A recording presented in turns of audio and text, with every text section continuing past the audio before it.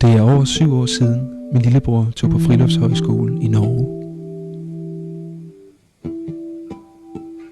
Han har aldrig vendt tilbage til Danmark igen.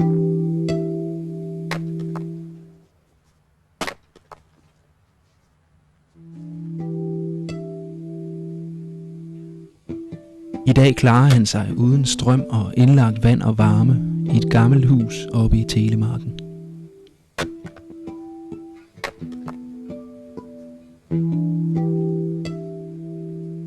Kasper, hvad fanden laver du heroppe i Norge? I sådan et gammelt hus her uden strøm og vand og varme og med lokum ude i laden. Hvorfor bor du ikke bare i en lejlighed ligesom alle andre mennesker? Jamen altså, jeg har nok altid ville prøve lidt grænser med mig selv. Ikke? Altså, det gælder om at finde ud af, hvad der er mening med livet. Og lige nu, så synes jeg, det er mening med livet at prøve at være her. Og prøve at leve det her liv. Og i starten, så synes jeg, det var vanskeligt. Og jeg måtte vende mig til en masse ting med at hente brænde og hente vand. Men nu er jeg jo, fordi jeg nyder det, fordi jeg synes, det er fantastisk, og fordi jeg kan lide at leve sådan her. Livet her på Triland er et liv, hvor du føler dig mere vågen. Du kan da ikke bare gå og lade det hele ske. Du får det ikke hele serveret på et sølvfad, men hvis du vil have det varmt, jamen, der må du fyre op i ovnen. Vil du have vand, jamen, der må du gå op og hente vand. Du får ikke det hele, og jeg tror, det er fint at prøve det. Er det ikke bare spild af tid at bruge så lang tid på at hente vand i skoven og tænde for et brændekomfur for at få varmt vand og så videre? I den, jo, det kan man godt sige, det er for nogen. Men herude, der eksisterer en lidt anden tid. Herude, der giver vi os tid til at gøre det. Og når jeg kommer hjem fra en lang dag på skolen, så trænger jeg faktisk at stresse ned. Og det gør jeg ved at bruge lidt ekstra tid på tingene. Ved at gå op og hente vand og sådan. Man må bare tage den tid, det tager. Og jeg føler ikke, det er spild af tid at gå en tur op igennem skoven. Og se, hvordan det er derude. Og så hente vand, og så gå hjem igen. Jeg føler, jeg er mere til stede med de ting, jeg gør.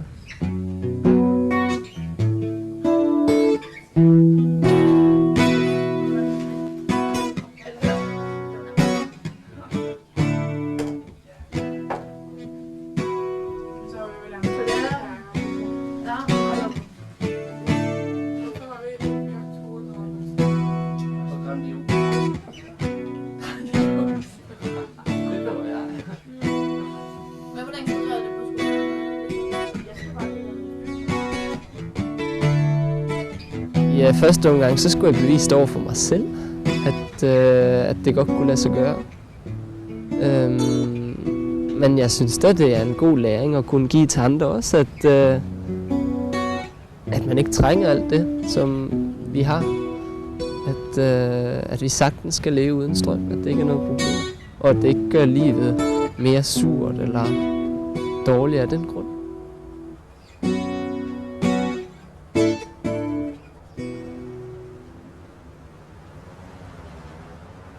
Før min lillebror tog til Norge, drømte han om penge og karriere. Han arbejdede fra morgen til aften i Bilka.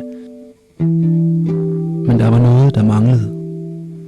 Hvis jeg var fortsat i Bilka, så var jeg nok nået til et punkt, hvor jeg fandt ud af, at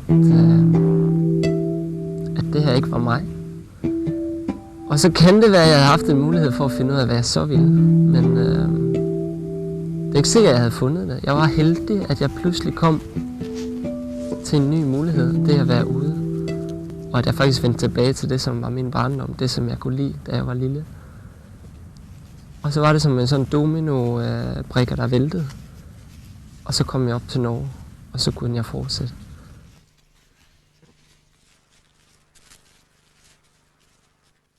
Norge er eventyrligt. Norge er fuld af oplevelser. Norge er nok mit land, jeg kommer til at leve i de resten af mit liv.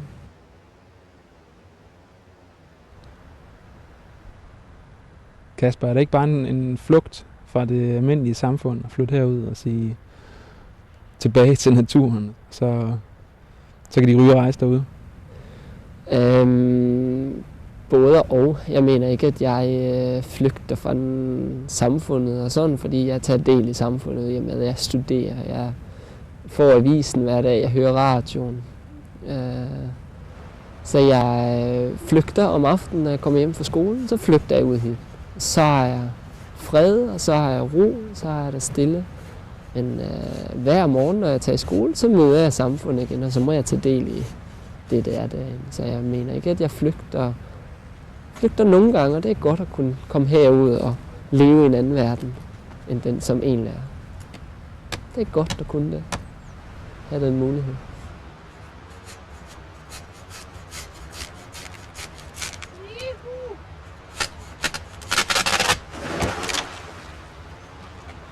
Hvad er det, det her med at gå på tur for dig?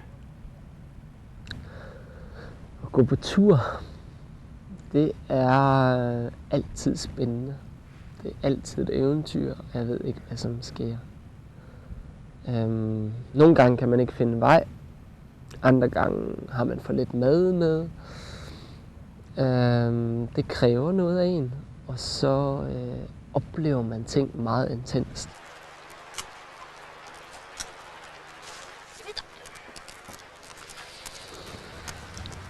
Altså, jeg tror ikke, jeg bliver boende på Triland i fremtiden, men jeg og Heidi har snakket om, at vi skal have et hus, som er lidt bedre stand end Triland og har strøm, men hvor vi stadig må gå ud på toilet, og vi kan også stadig hente vand, det er ikke noget problem.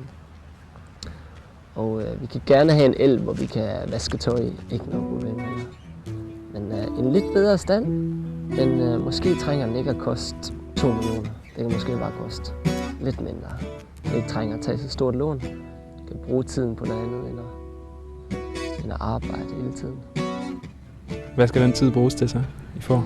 Det skal tilbringes til at være sammen med de unger, som vi engang får. Og så opleve, se og mærke naturen gennem dagen. Være til stede i livet og kunne have mulighederne for at gøre ting spontant.